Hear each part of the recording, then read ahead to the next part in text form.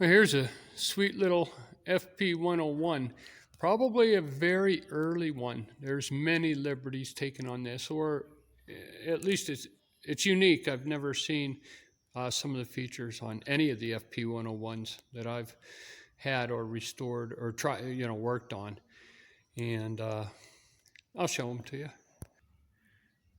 The landing gear are the very early design. Instead of having the one part that drops down in the middle to give a little bit better angle here, doesn't have that. It goes right to the center. So those bungees are going to have to be beefed up quite a bit if we're going to keep that landing gear just the way it is.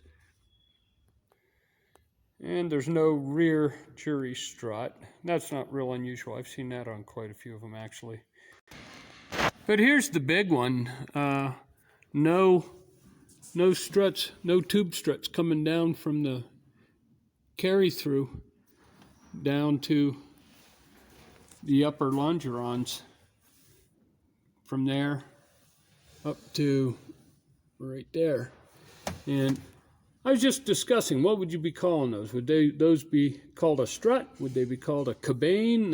What the heck would you call them? Anyways, this doesn't have them. And I've heard from others that some of the FP101s didn't have them.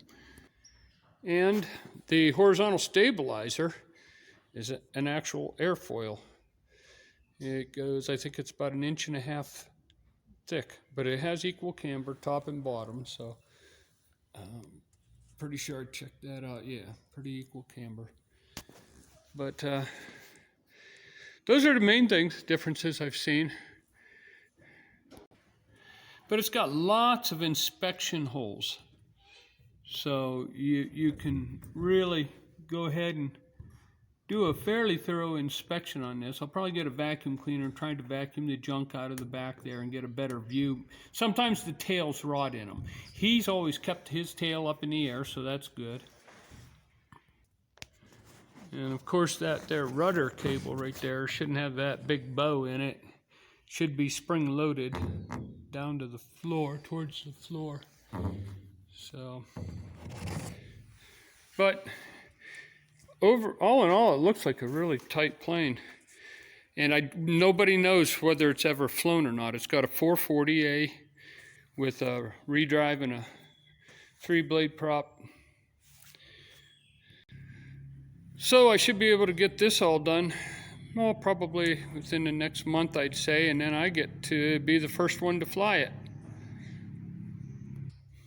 Oh yes, and they were trying to fly it when he first got it without the upper cables connected for the ailerons.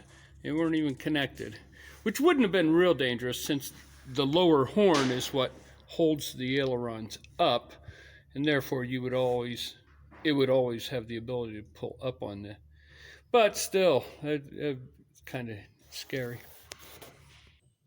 And one other thing, bell cranks.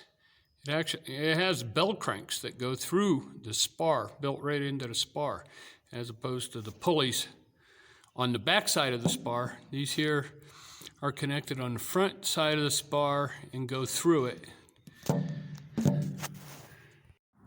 Okay, so before I can hook up the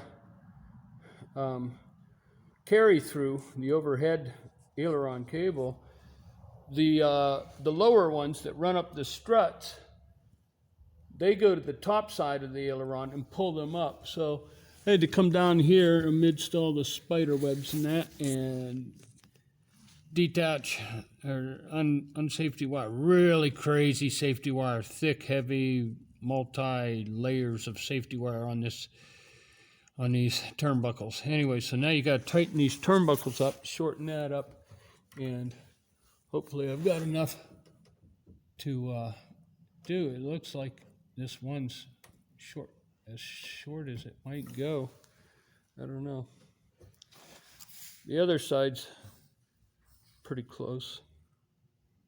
So when I'm rigging the ailerons, I like to, okay, they're hanging on the cable that comes down underneath to the main horn here, to the stick horn. There you go. See how you see a little gap there developing? I like to rig them so that they're down, they're pulled down just slightly. And they'll actually come down more whenever I snug up the top cable, because the top cable, the carry through overhead cable, it pulls down on them. And so that might be a little bit too much, but I did notice as I was flying Thursday night, I did notice that both of my ailerons at level flight were up maybe 3/8 of an inch.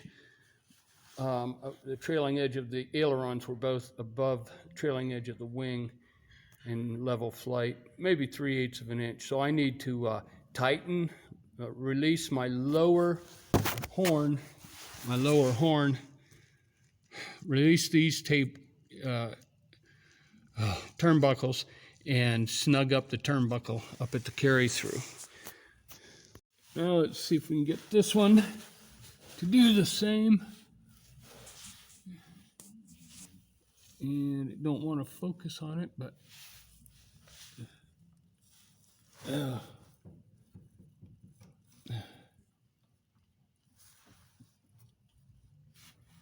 looks like it's going down some.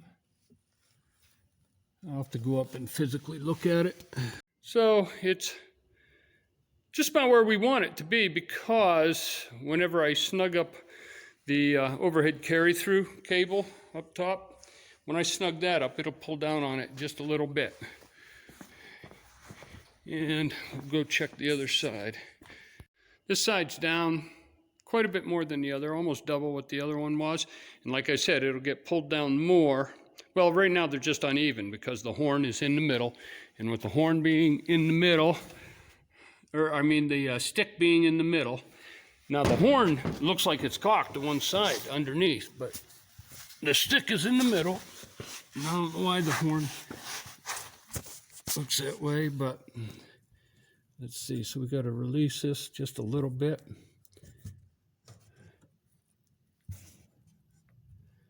And I think that's releasing.